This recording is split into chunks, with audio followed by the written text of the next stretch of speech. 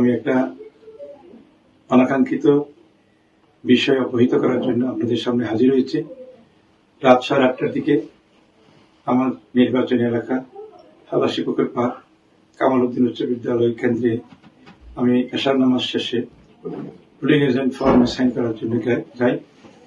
সেখানে আমাকে কিছু লোক অবহিত করে যে আপনার যাওয়ার পথে বেশ কিছু সন্ত্রাসী গ্যাদারিং করছে, আপনার ওদিকে গেলে আপনার হুমকি আছে।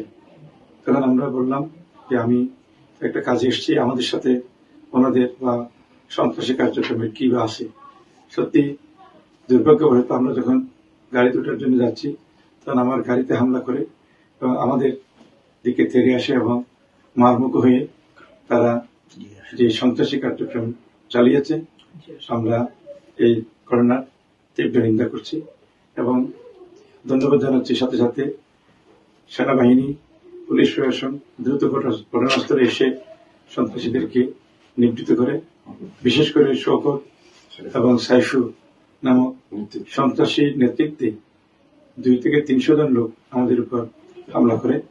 আমি এই ঘটনার শাস্তি দাবি করছি এবং ওখানে অনেক অস্ত্রের সমাহার তারা ঘটিয়েছে। আমাদের আগামীকালের নির্বাচনে আমাদের দাঁড়িপাল্লা কর্মীদেরকে তারা আক্রমণ করার জন্য তার প্রস্তুতি হিসেবে আজকে যে দুর্ঘটনা ঘটেছে, এটা যদি নিবৃত্ত করা না হয়, দোষী এবং সন্ত্রাসীদেরকে গ্রেপ্তার করা না হয়, আগামীকালকে নির্বাচনের পরিবেশ নিয়ে আমরা অত্যন্ত শঙ্কিত।